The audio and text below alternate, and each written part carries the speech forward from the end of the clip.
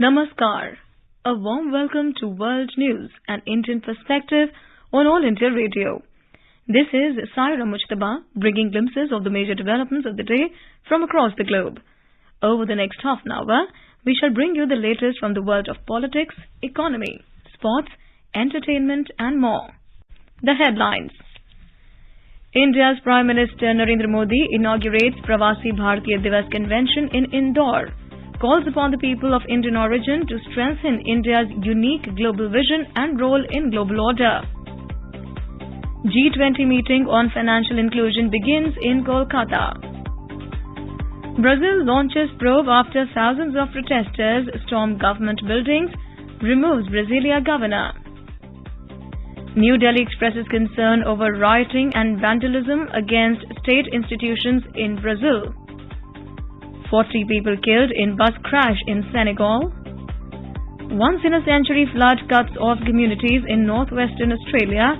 Hundreds airlifted. And in cricket, first ODI between India and Sri Lanka to be played in Guwahati on Tuesday.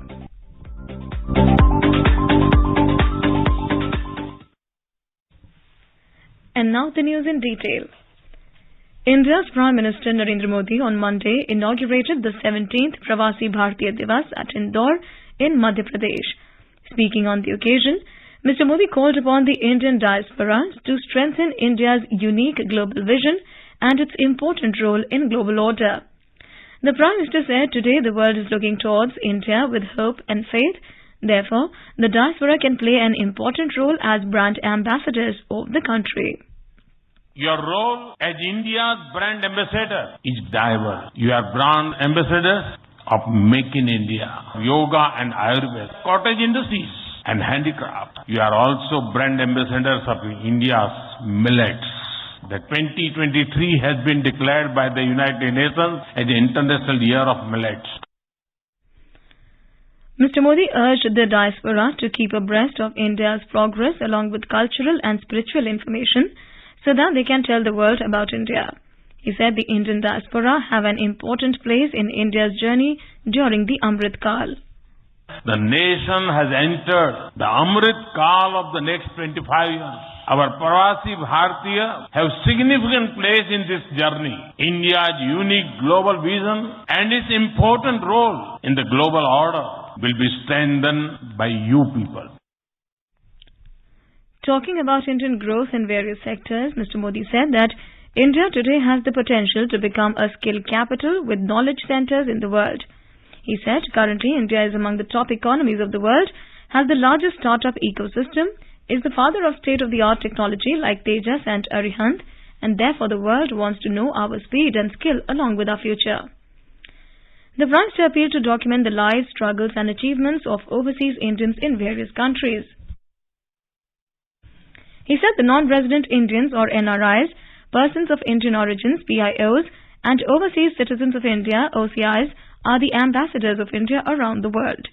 The 3-day Pravasi Bharatiya Divas Convention began in Indore yesterday.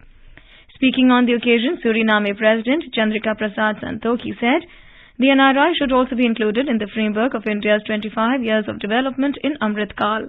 He proposed setting up of institutions for the Indian diaspora focused on various subjects like languages, films and IT.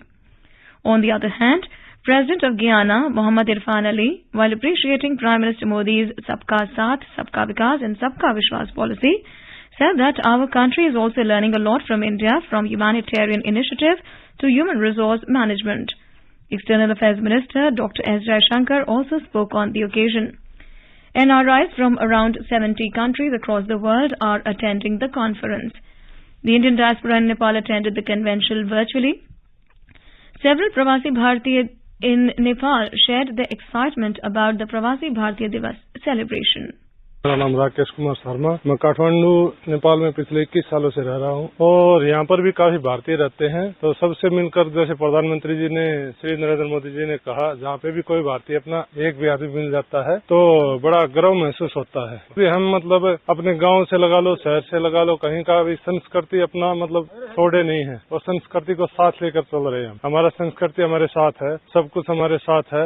मैं सुरेंद्र सिंह, मैं नेपाल में 22 सालों से रह रहा हूँ और आज जो प्रवासी भारतीय दिवस जो आज प्रोग्राम हो रहा है, जिससे हमारे नरेंद्र जी मोदी जी ने अपने देश को समझकर जो भारतवासी लोग दूसरे देशों में रहते हैं उनको संबोधित किया, हमको बहुत खुशी लगी। भारतीय दूतावास भी हम लोगों का हर टाइम हर बात को सुनती है और सब भारतीयों का पूरी समानता से इज्जत करती है, इसलिए हम उनका बहुत बहुत धन्यवाद करते हैं। मैं मनोज सिंगल, पिछले काफी वर्षों से हम भारत से हमारे पिताजी और फोरफादर्स टाइम से काठमांडू में रह रहे हैं, तो एक जो कनेक्टिविटी जो हमारे बीच में होनी चाहिए थी वो शायद हम मिस कर रहे थे। लेकिन पिछले 7-8 वर्षों से हमारे यशस्वी प्रधानमंत्री नरेंद्र मोदी जी के जो एफर्ट्स हैं, कुछ वर्षों से लग रहा है कि हम नेपाल में रहते हुए भी जो हमारी मूल जड़ें हैं उनसे जुड़ा हुआ महसूस करते हैं इस दिन में।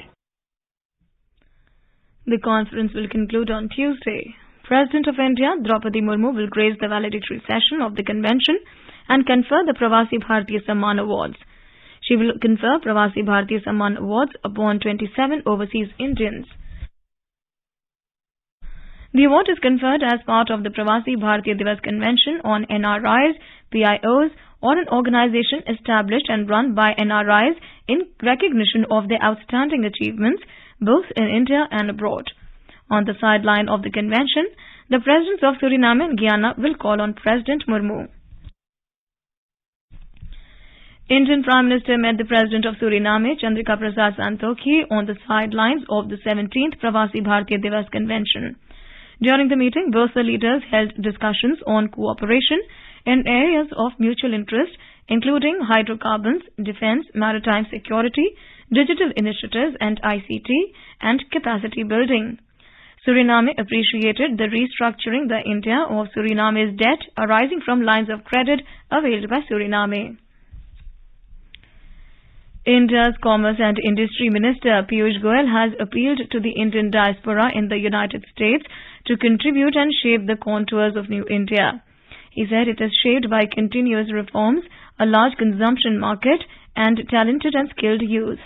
Addressing the diaspora on the eve of Pravasi Bharatiya Divas 2023 in New Jersey in the United States, the minister called the Indian American community a living bridge between the world's two most vibrant democracies. The minister said India is an attractive destination for investment with the finest returns like no other country.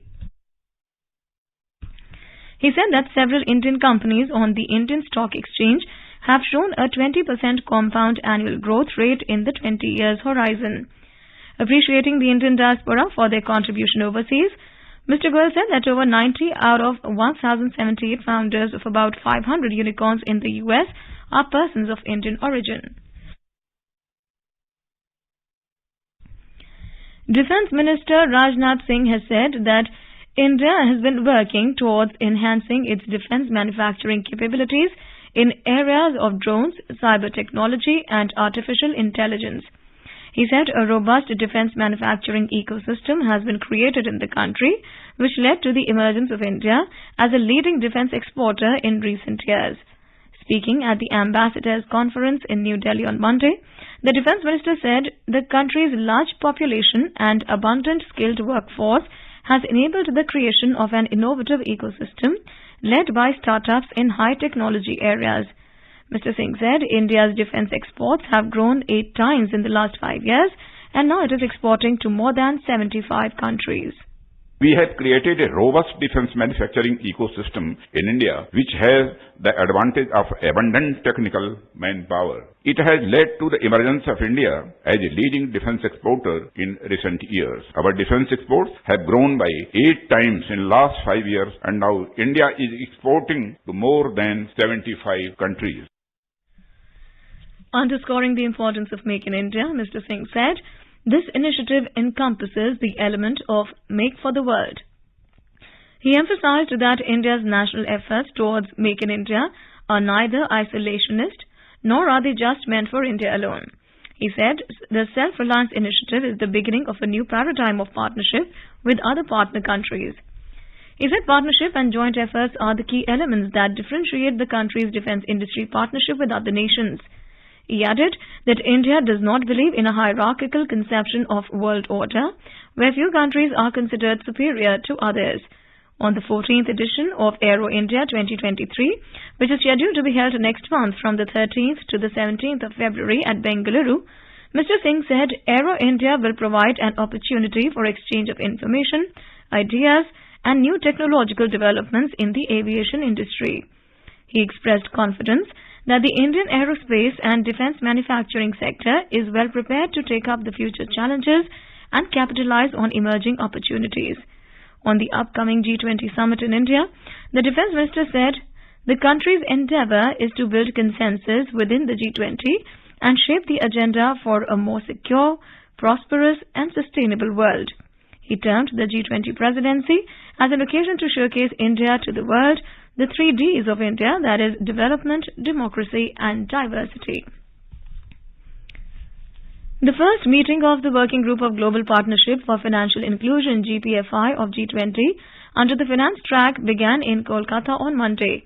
GPFI member countries, guest countries and international organizations are participating in the 2-day meeting to hold discussions on the agenda of financial inclusion under India's G20 presidency.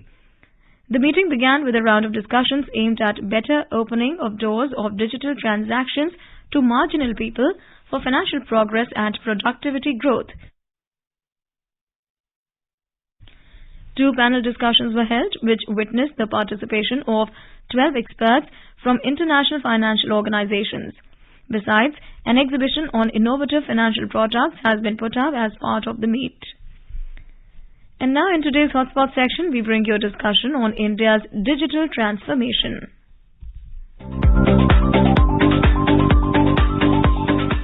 The Digital India DI mission was launched in July 2015 by Prime Minister Narendra Modi with an aim to transform India. DI's goal is to digitally empower society by infusing digital technologies into the public service ecosystem with the use of information technology and to make India adept at emerging technologies to transform the country into a leading knowledge economy. Since DI focuses on a tech-enabled societal transformation, the overarching mission works in tandem with multiple departments under several ministries. Each individual program stands on its own but also is part of the larger vision. DI efforts are laid down to achieve results in 2 key focus areas. Governance and services on demand have been integrated to processes and information across departments and jurisdictions seamlessly so as to help provide real-time services to citizens both on online and mobile platforms, digitally enabled processes for businesses, creating a digitally enabled cashless economy, and creating cloud-based repository for easy access for the citizens, as well as better planning and decision-making with the help of GIS. Digital empowerment of citizens provides digital literacy and digital services to all citizens through universally accessible digital resources and services in several Indian languages, and introduction of collaborative digital platforms, availability of all documents and certificates online, and availability of all entitlements through cloud. While the world faced the worst pandemic of the century and nations and people were greatly affected, India in a very short time became functional due to its robust digital ecosystem. Financial transactions, free rations to the poor, banking, education, health services all were being performed digitally. Today, India has the lion's share in digital payments. The President of India presented the Digital India Awards 2022 across 7 categories. These awards are Platinum, Gold and Silver awards. The awards saw healthy competition between different central ministries, departments and states. President Draupadi Murmu said the Digital India Awards 2022 acknowledge, inspire and motivate not only government entities but also startups to attain the vision of a digital India. The awards are but a step towards transforming India into a digitally empowered society where people's potential is unleashed by effective use of digital governance. Congratulating the award winners, she said it was heartening to see the diverse range of innovations made to benefit the people, from citizen empowerment and data sharing platform to the ease of doing business. The President said that social justice should be the prime objective of digital innovations. India would develop into a knowledge knowledge economy only when the digital divide is substantially bridged through use of technology. She expressed confidence that India is setting the right example of ensuring the inclusion of vulnerable and marginalized sections of society, strengthening economic, social and cultural rights in our journey towards digital Antyodaya. President Murmu observed that India's story of digital transformation is a story of innovation, implementation and inclusion. She emphasized on the need to create collaborative platforms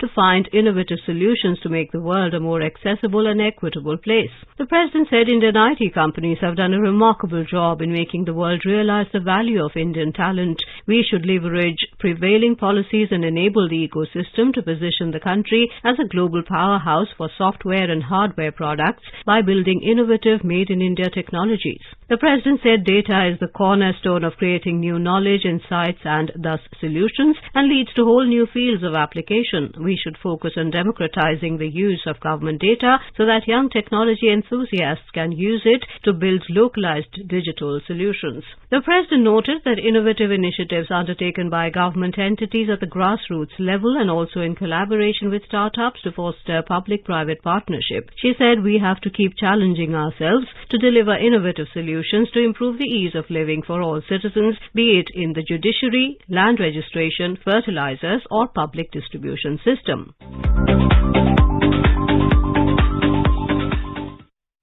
This is All India Radio giving you the world news. Brazilian authorities launched an investigation on Monday after thousands of supporters of former President Jair Bolsonaro stormed the country's highest seats of power. The protesters, who were demanding that newly elected President Luiz Inácio Lula da Silva be ousted, marched into the presidential palace, Supreme Court and the Congress on Sunday. The protesters smashed windows, overturned furniture, destroyed artworks and stole the country's original 1988 constitution. Guns were also seized from a presidential security office. Following the unprecedented protest, Supreme Court Justice Alexandre de Moraes ordered the governor of Brasilia to be removed from office for 90 days over alleged security failings. He also ordered social media platforms, Facebook, Twitter and TikTok to block accounts of users spreading anti-democratic propaganda. In a press conference, President Lula da Silva vowed to bring those responsible for the riot to justice and launched a blistering attack on Bolsonaro.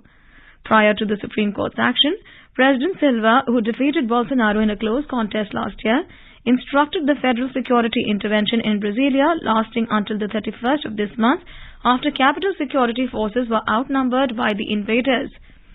Last year, after losing the most fraught Brazil elections to his leftist rival Luiz Inácio Lula da Silva, Jair Bolsonaro challenged the election. The supporters of Bolsonaro had filed a complaint with the country's Superior Electoral Court seeking extraordinary verification of the election results. India's Prime Minister Narendra Modi and US President Joe Biden joined other world leaders in condemning the attacks. Prime Minister Narendra Modi has expressed concern about the news of rioting and vandalism against the state institutions in Brasilia. In a tweet, Mr. Modi said that democratic traditions must be respected by everyone. He added that India extends its full support to the Brazilian authorities.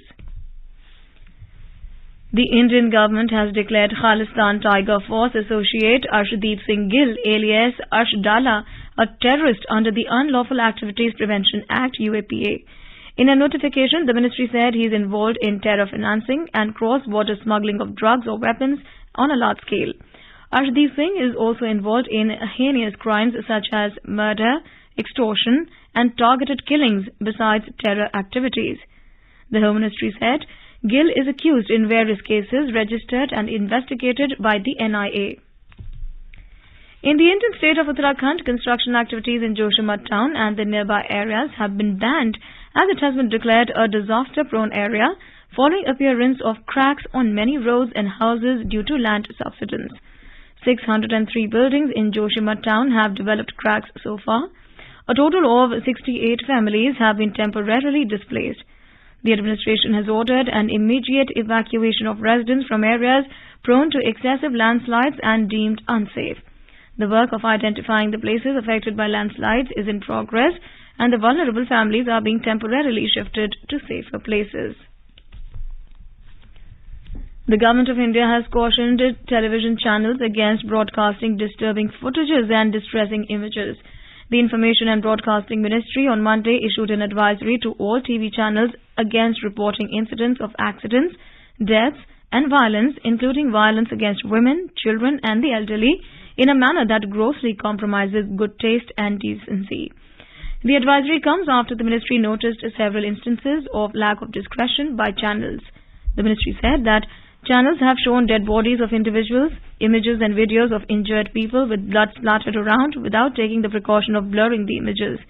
It stated that such reports might have an adverse psychological impact on children.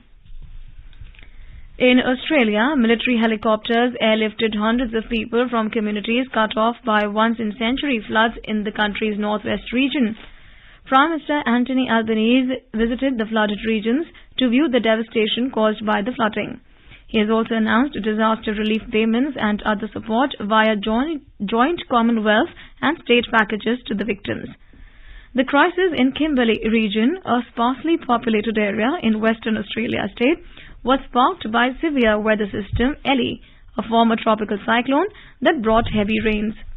Among the worst hit locations is Fitzroy Crossing, a town of around 1,300 people where supplies were being airlifted due to flooding, which authorities have said is the state's worst on record.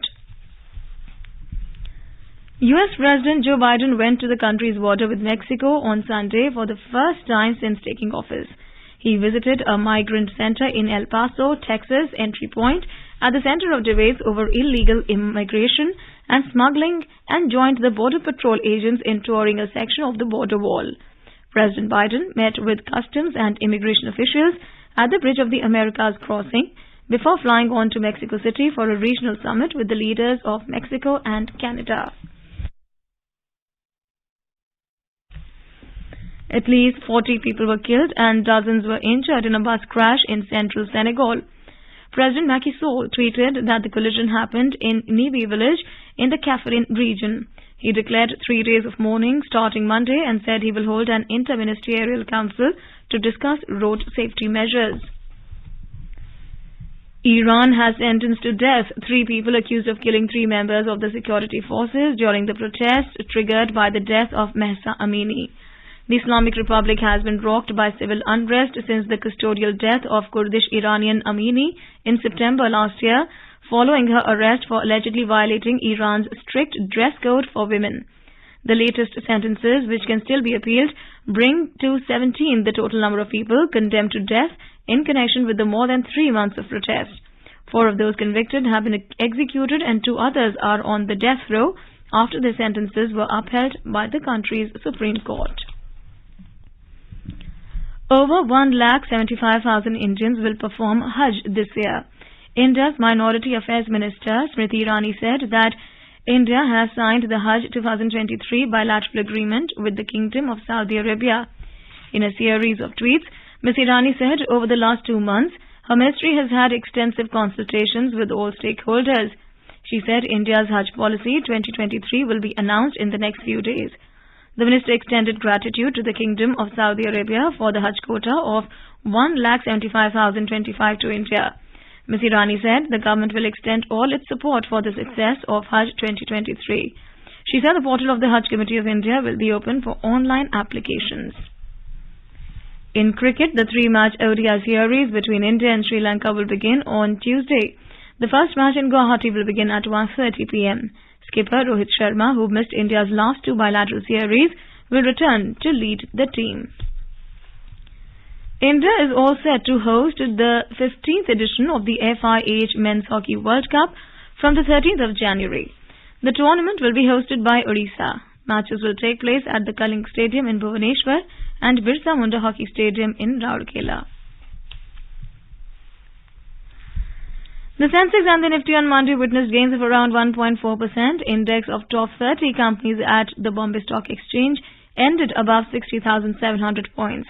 The index of top 50 companies at the National Stock Exchange closed above the 18,100 level. Both indices climbed amid positive global cues. The rupee also appreciated 36 paise against the dollar. A report. The Sensex rose 847 points or 1.41% to settle at 60,747. The Nifty also climbed 242 points or 1.35% to finish at 18,101. Among global stock markets, Asian shares ended with gains. South Korea's Kospi gained 2.6%, Hong Kong's Hang Seng rose 1.9%, and Singapore's Straits Times added 0.9%. Japan's Nikkei 225 and China's Shanghai Composite both ended 0.6% up. European shares were mixed in intraday trade. Oil prices climbed by more than 3% as China's move to reopen its borders boosted the demand outlook and overshadowed global recession concerns. In intraday trade, Brent crude was trading at $81.35 per barrel. Back home at the multi-commodity exchange, gold futures for February were trading at 56,000 rupees per 10 grams. Silver futures for March were trading at 69,250 rupees per kilograms when reports last came in. At Forex market, the rupee appreciated 36 paise to close at 82 rupees and 36 paise against the US dollar. V. Ravi Kumar for World News All India Radio. A new UN scientific report has said that the successful phasing out of banned substances as envisioned by the Montreal Protocol has set the stage for a complete recovery of the ozone layer by the 2060s. This was stated by UN-backed panel of experts at the American Meteorological Society's annual meeting on Sunday. The Montreal Protocol, enforced in 1989, called for a ban on the use and trade of 100 ozone-depleting substances or ODS, and 99% of these have been successfully phased out. While this is an achievement, the scientists warned of the detrimental effects of geoengineering technologies such as stratospheric aerosol injection on the ozone layer. The first ozone hole was discovered in the stratospheric layers over the Antarctic in 1985, which allowed harmful ultraviolet UV radiation to pass into the lowest layer of the Earth's atmosphere, that is the troposphere, where humans live, according to a report by the British Antarctic Survey published the same year. UV radiation is linked to health hazards such as skin cancer, cataracts, and other conditions in the eye and reduced immunity.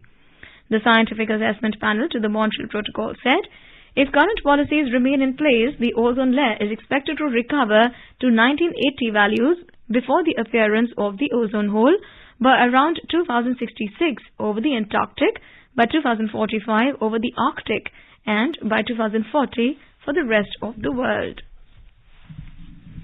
And now let's take a look at the major developments around the world as reported in the foreign press. The Guardian writes, Brazil protests, Lula vows to punish neo-fascists after Bolsonaro supporters storm Congress.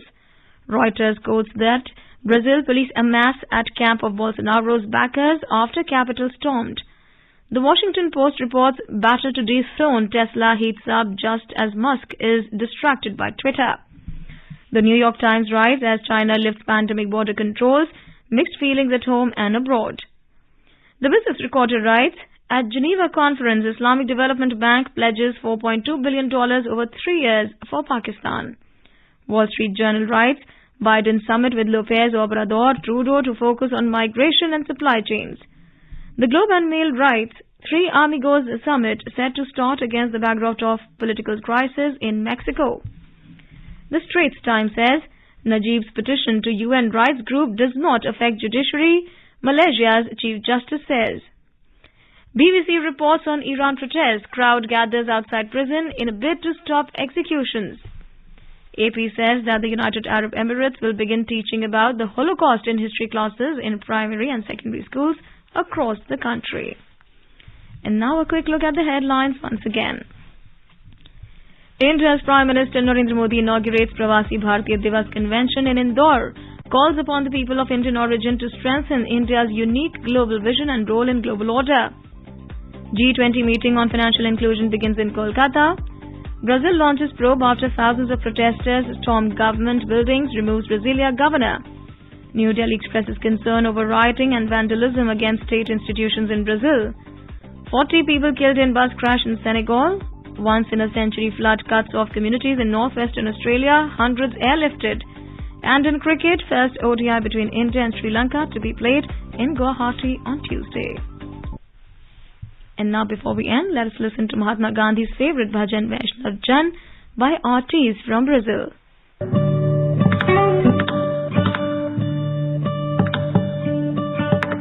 Vaishnava Jana to tene kaiye je pidi parai janire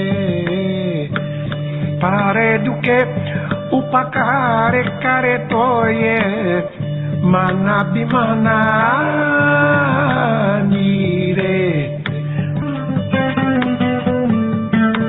sakele lokma chonvande nindana kare kenire Vaskashmane Nichelaki